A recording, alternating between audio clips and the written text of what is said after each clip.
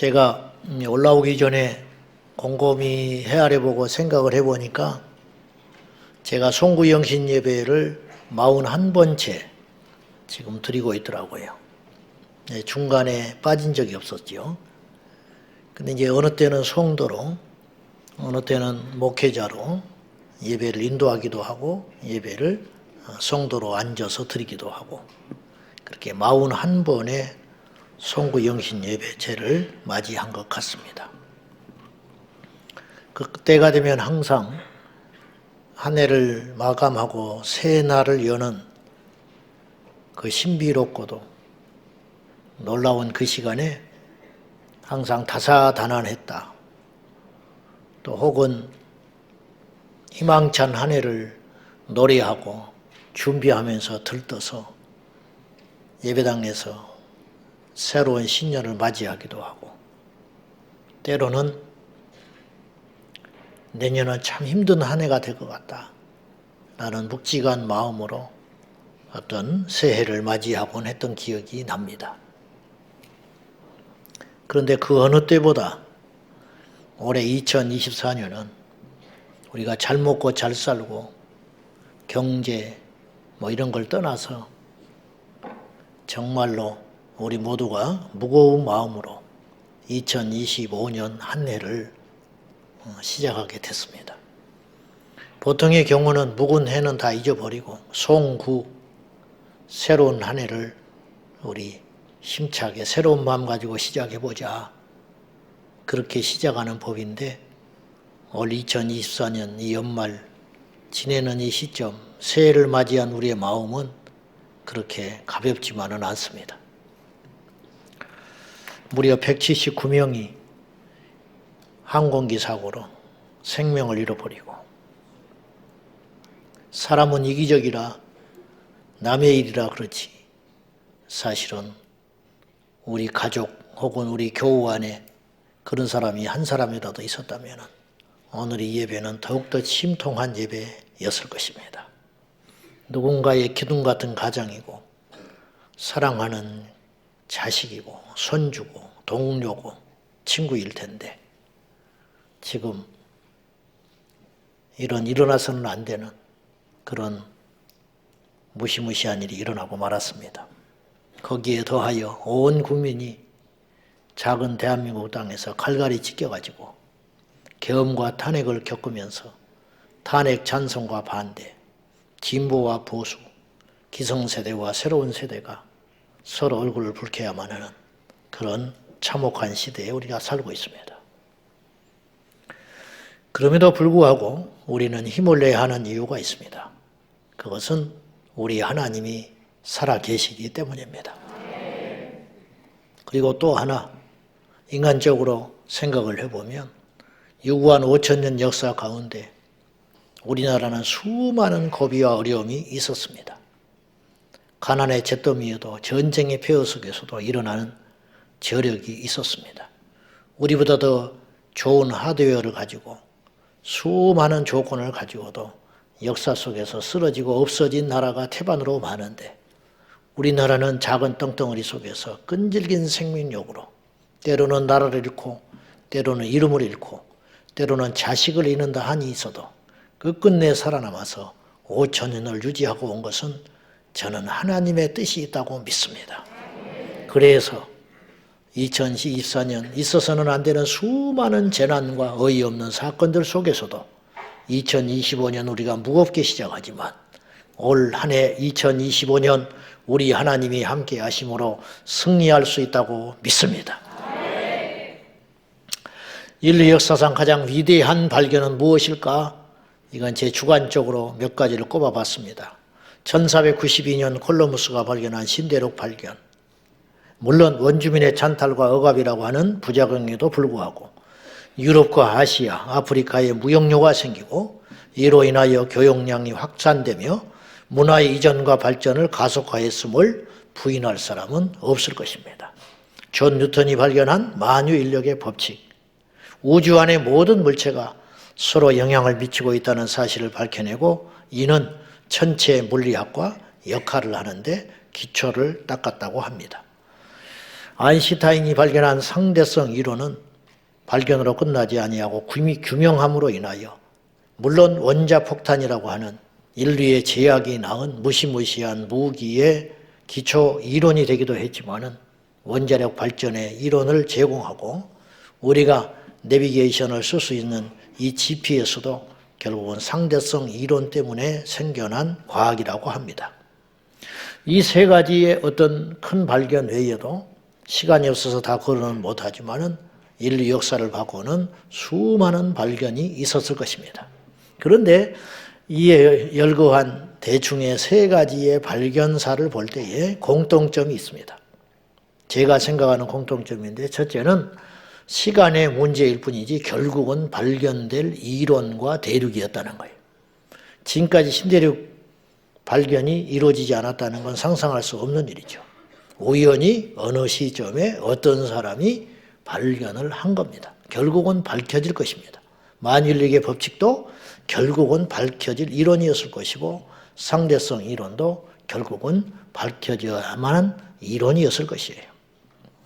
또 하나 우리가 이 사건에서 공통적으로 나타나는 특징이 있다면 발견한 이들의 주체, 사람이든 집단이든 이 주체들은 과연 이런 발견들을 했지만 정작 자신들은 발견했을까?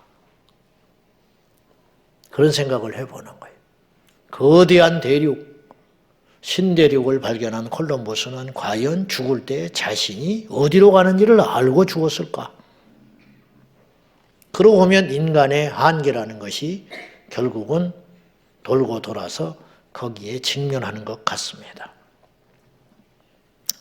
그래서 알 수 없다는 말은 못하고 갖가지 철학이나 시적인 언어들로 인생에 대해서 이러쿵저러쿵 책을 쓰고 설들을 이야기해 왔습니다.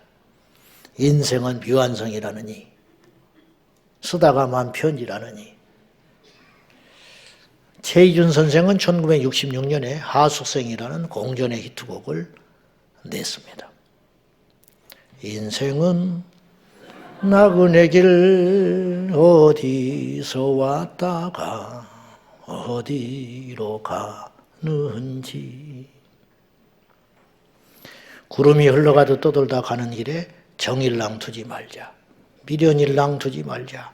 인생은 나그네 길. 구름이 흘러가도 정처 없이 흘러서 간다. 이건 단순히 그분이 노래를 잘해서 히트친 것만은 아닐 거예요. 이 가사 말이 듣는 이의 마음을 파고들었기 때문에 부정할 수 없는 이야기예요. 무엇인지는 모르지만 맞는 소리 한다. 그렇게 노랫말 속에서 다 공감을 해준 겁니다. 그래서 그 노래가 히트를 친 것도 되지 않았는가 싶어요. 근데 이 노랫말을 작사한 이는 김석야라는 사람이래요. 이분은 1963년에, 노래가 66년에 나왔는데 63년에 계룡산 동학사 골짜기에 올랐다가 우연히 어떤 비구니가 잘라놓은 머리카락을 발견을 해요. 그리고 그 속에서 인생의 허무함을 발견을 했어요. 저 머리카락의 주인공, 젊은 날에 머리를 밀고 비구니로 올라야 할 만큼 그 고달픈 인생의 비밀은 뭔가. 거기서 그것을 시상을 발견했대요. 그래서 인생이 더덥구나. 공술에 공수고 빈손으로 왔다가 빈손으로 가는구나.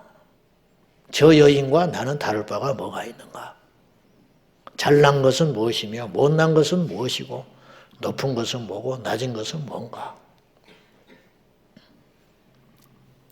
모른다고 하면 되는 것을 그러기에는 자존심이 상했는지 온갖 억측들을 만들어내다가 사람이 이러쿵 저러쿵 원숭이에서 사람이 됐느니 온갖 소리를 하다가 결국은 돌고 돈다 윤회설까지 나왔으니 사람이 못된 짓을 하고 살면 개로 태어난단다.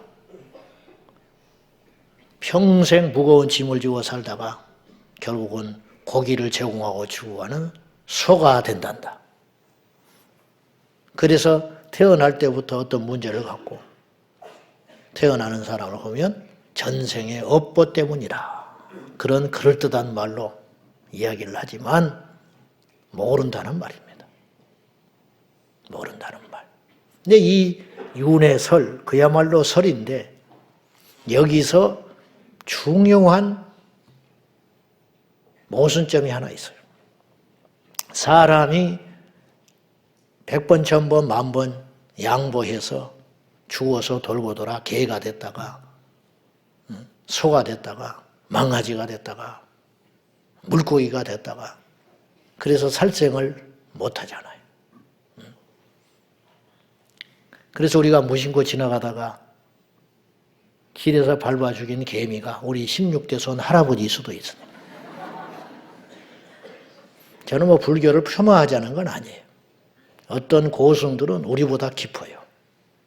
깊을 수도밖에 없는 게 굉장히 깊은 묵상을 하고 고행을 하니까 사람이 빚어낼 수 없는 단어를 툭툭 던져요. 그래서 그 말은 사람들의 마음을 움직이고 파고듭니다. 그러나 여러분 감동이 된다고 정답은 아닌 것이요. 여기에 기가 막힌 허점이 하나 있는데 이 이론의 허점. 사람이 소가 된들 개가 된들 그러면 그 소는 누가 만들었냐는 거예요. 그 원체적으로 업보를 갖고 있다고 한다면 전생이라는 것이 있다면 그 애초에 있었던 그 존재는 과연 누가 만들었냐는 거예요. 그것에 대한 답을 말하지를 못하잖아요. 믿을 건 성경밖에 없으니 성경은 이야기합니다. 하나님이 우리를 빚으셔서 만드셨다고. 죽기 살기로 인정 안 하지요. 인정을 안 하니 답을 못 찾는 것뿐이죠. 주님께서는 나면서부터 질병을 갖고 태어난 가련한 인생에 대하여 그 당시에도 이것이 화두였어요. 이 사람이 이런 모습으로 태어난 것이 이 사람의 죄 때문입니까? 부모의 죄 때문입니까? 불교에서는 업보가 많아서 그렇다 하겠죠. 그러나 주님은 그렇게 말하지 않으셨어요. 이 사람의 죄 때문도 아니야. 부모의 죄 때문도 아니야. 하나님의 뜻을 이루려고 한 거예요. 다 이유가 있다. 그것을 정하신 분이 있고 그것을 성취하시는 분이 있고 그것을 마지막으로 결정을 내는 분이 있다. 그분이 바로 하나님이시다. 명쾌하게 말씀하셨어요. 성경은 말합니다. 일상 어디에도 답이 없어요. 성경에 우리의 실존에 대한 답이 명백하게 기록되어 있습니다. 로마서 11장 33절에서 36절이에요. 다 같이 시작. 깊도다 하나님의 지혜와 지식에 풍성하며 그의 판단은 헤아리지 못할 것입니다. 그의 길은 찾지 못할 것입니다. 누가 주의 마음을 알았느냐? 누가 그의 모사가 되었느냐? 누가 주께 먼저 드려서 갚으심을 받겠느냐? 이는 만물이 주에게서 나오고 주로 말미암고 주에게로 돌아갑니다. 그에게 영광이 세세 있을지어다. 아멘. 누가 감히 하나님의 지혜와 기품과 지식, 그 능력을 헤아릴 수나 있겠느냐? 까불지 말아라. 그리고 분명히 말한다. 너는 누구도 하나님께 대항하지 못하며 하나님의 모사 하나님을 가르칠 자는 없다. 오직 너희는 피조물이니 이것만 알지니 너희는 그에게서 나왔고 그로 말미암아 살 것이며 그에게로 돌아갈 존재이니라. 이것을 아는 것이 지혜라는 거예요. 그것이.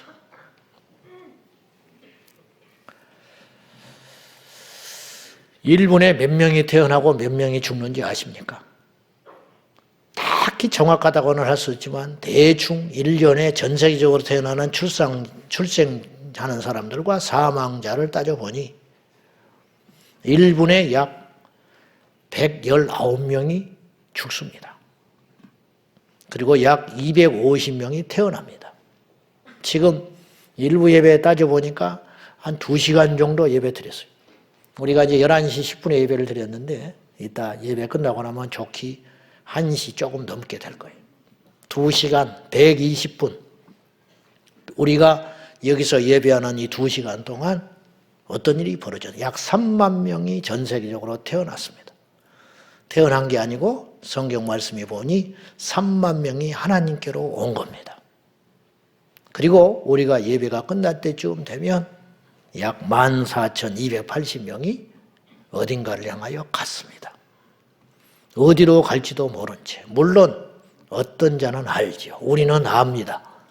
저도 몰랐는데 알게 됐어요. 하나님께로부터 왔어요. 그리고 하나님께로 가는 존재올시다. 교회 식구들이 많아지니까 아픈 사람도 많고 병든 사람도 많고 태어나는 사람도 많고 가는 사람도 많고 좋은 일도 많고 가슴 아픈 일도 많고 이해할 수 없는 일도 많고 이해할 수 있는 일도 많고 날이면 날마다 중보기도에 올라가는 기도의 제목들은 하나같이 아픈 소리, 힘든 소리 그런 이야기들입니다. 어쩔 수 없죠. 며칠 전에 교통사고를 당한 우리 집사님이 기도 제목이 올라왔어요. 참으로 답답하고 부끄럽고 가슴 아픈 것은 누군지를 모르겠어. 그래서 교족부를 찾아봤어요. 그랬더니 그런 분이었어요. 남편은 다행히 크게 다친 데가 없어서 퇴원을 했는데 부인은 척추를 다치고 안전벨트를 맸음에도 불구하고 내장에 조금 손상이 됐는데 그거는 시간이 지나면 나을 것 같고 천만다행히 허리가 다쳐서 중환자실에 있다가 일반 병실로 올라왔다. 가볼 수도 없고 면회도 안 되고 통화도 안 되고 그래서 문자로 기도를 해주고 남편하고 통화를 해보니 정말로 불행 중 다행이었어요. 엄청나게 큰 사건이었어요. 뉴스에도 나왔대요. 아버지 생일을 맞이해서 지방으로 바삐 부부가 내려가다가 서해안고속도로를 내려가는데 큰 화물차가 전복되어 있었대요. 전복되어 있는 걸 모르고 고속도로 한가운데 어떻게 차가 전복되어 있는 걸 상상이나 했겠어요. 발견하는 순간 늦었지요. 가까스로 피했지만 결국은 충돌을 면할 수 없었고 충돌한 여파로 부인이 그렇게 다친 거예요. 근데 이야기를 듣고 보니까 천만다행이었어요. 그 뒤에 큰 화물차가 쫓아왔는데 그냥 보지를 못하고 들이받았는데 현장에서 기사가 죽었어요. 먼저 들이받은 작은 소형차는 승용차는 살아났는데 큰 대형차는 보지를 못하고 사람이 죽고 사는 게 한순간이구나. 제가 월요일 날 우리 한국계 큰 어른이신 고은 목사님이 돌아가셨습니다. 그래서 제가 장례를 참석하느라고 가는데 저도 갈 뻔했어요. 차가 훅 들어와가지고 순간 이렇게 되는 것이구나. 첫날 첫 시간보다 자꾸 무거운 이야기를 해서 미안합니다만은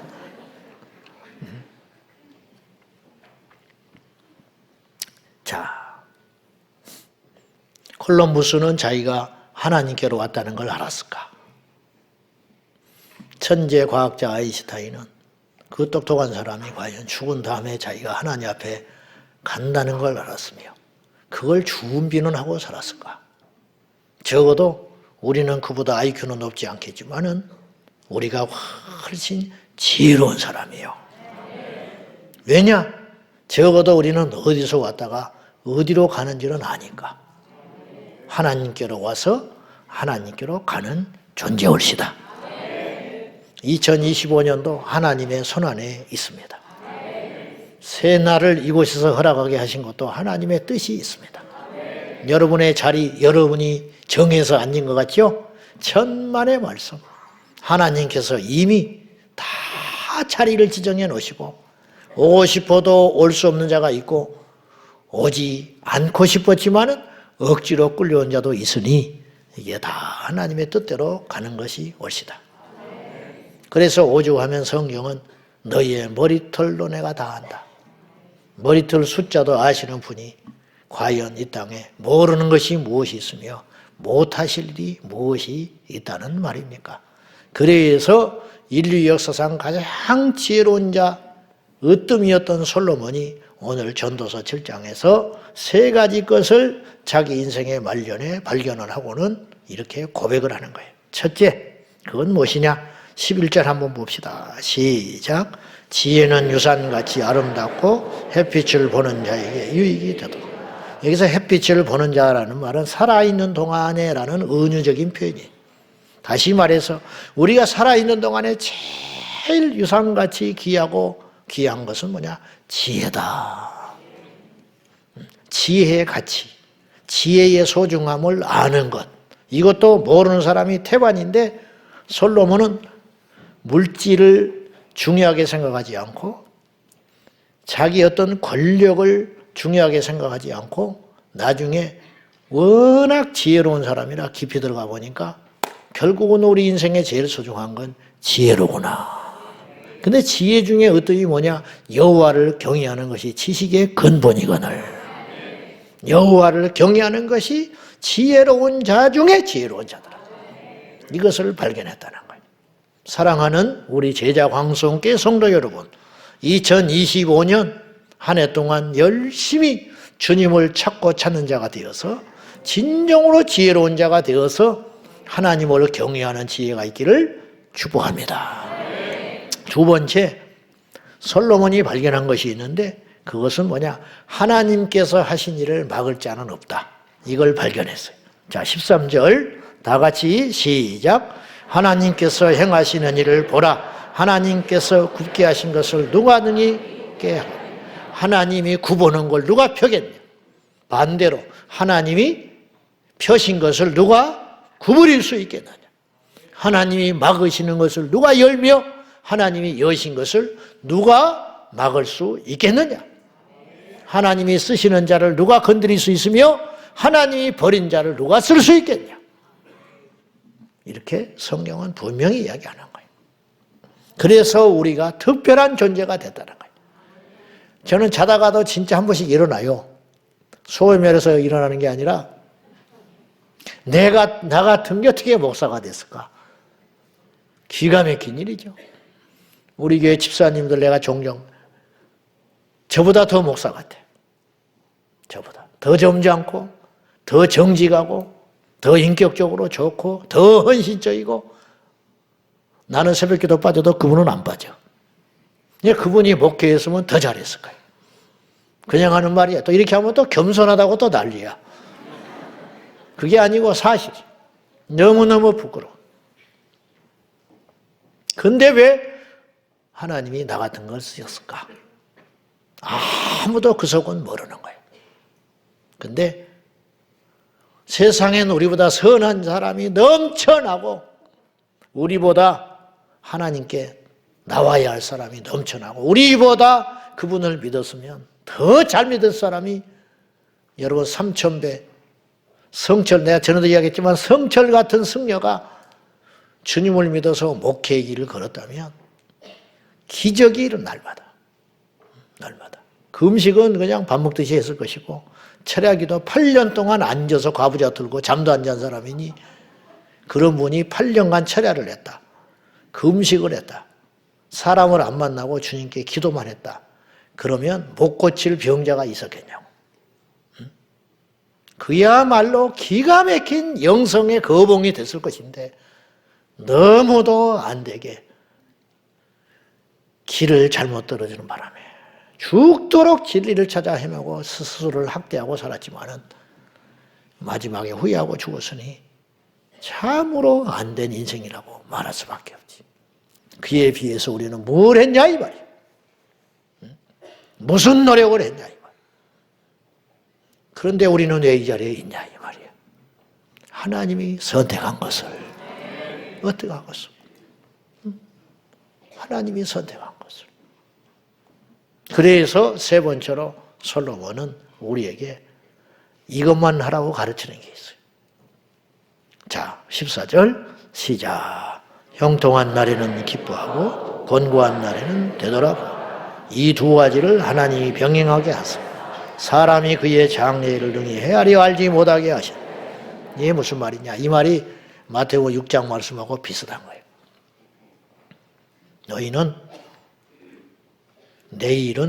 내일이 염려하게 놔두고 오늘 하루의 수고가 족하다. 너 한날 고난 내일 생각하지 마. 오늘 말씀은 뭐냐? 내일을 헤아리지 못하게 했다. 장래일을 헤아릴 겨를이 없어. 왜냐? 오늘 쉼없이 두 개의 수레바퀴가 돌고 있어요. 그거 뭐냐? 형통과 공고함. 끊임없이 이것이 우리의 인생을 끌고 가니 장래일을 헤아릴 여유가 없다. 하나님이 그렇게 만들어놨다. 그런 뜻이에요.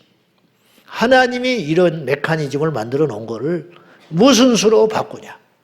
그러니 솔로몬이 가진 지혜와 능력과 권세와 부함을 가진다면 못할 일이 뭐가 있었겠어?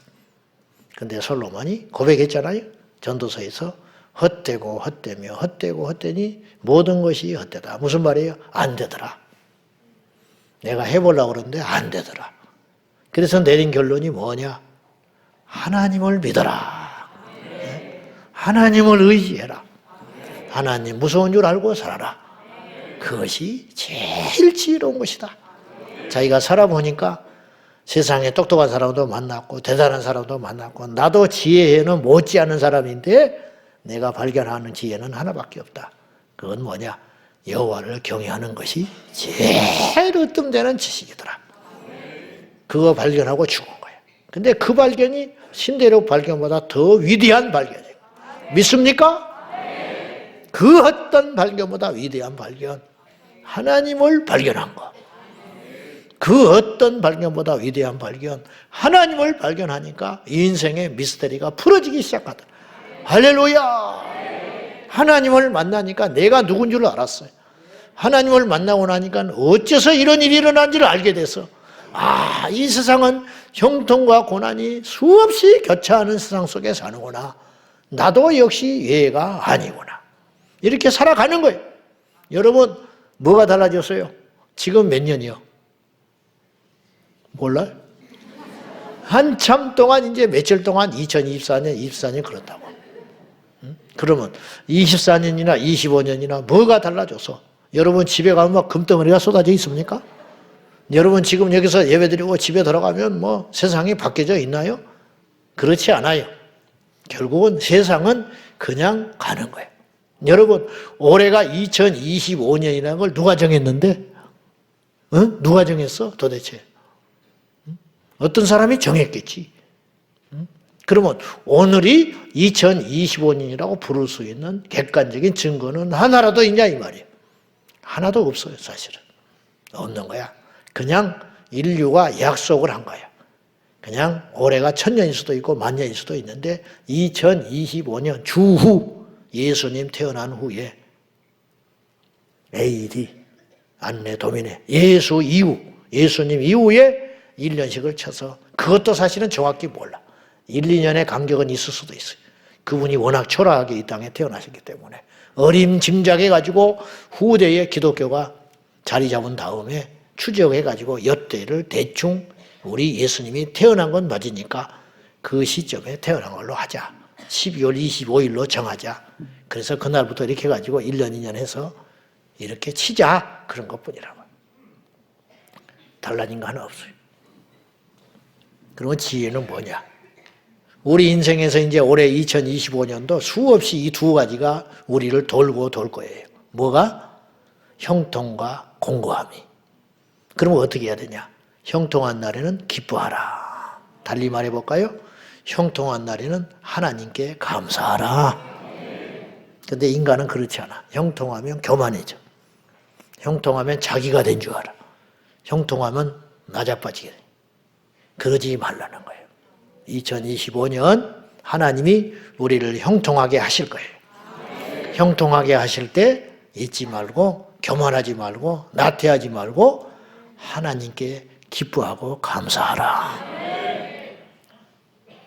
또 하나 우리 인생에서 2025년도 작년에도 그랬듯이 2025년에도 여지없이 우리에게 공고한 날도 올 수 있을 거예요. 그때는 어떡하냐? 인간은 원망해. 남의 탓해요. 그리 하지 말고 성경은 가르쳐줘요. 뒤를 돌아봐라. 그래야 인생이 깊어지는 거예요. 그래야 인생이 커지는 거예요. 오늘 성경에 그렇게 사는 것이 지혜니라. 하나님이 하신 일을 저항하지 말고. 안희숙 사모님이 산 순교자로 사셨는데 그분이 책을 3권 남겼어요. 첫 번째로 쓴 책이 죽으면 죽으리다. 그랬어요.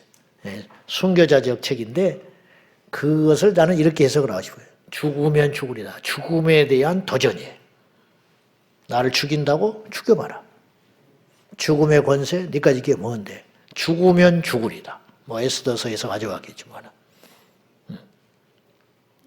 그러다가 또 책을 쓰였어요. 당신은 죽어요. 그런데 죽지 않아요. 그 책을 썼어요. 시간이 흐르면서. 그건 무슨 뜻이냐? 부활의 소망에 눈을 뜬 거지. 죽을 수 있다. 그러나 우리는 죽지 않는다. 더 깊어진 거죠. 그리고 나중에 책을 쓰셨는데 죽으면 살리라. 급기야 깨달았어요. 죽어야 되는구나. 왜요? 죽어야만 산다. 죽으면 살리라. 죽음에 대항하던 분이 부활의 소망을 넘어서 이제는 죽어야만 사는 것을 발견하게 됐다. 점점점 발견해지는 게 커지는 거죠. 우리가 누군지 아세요? 우리가 성경은 이야기해요. 자, 갈라디아서 6장 3절에서 5절 시작. 만일 누가 아무것도 되지 못하고 된 줄로 생각하면 스스로 속음이라.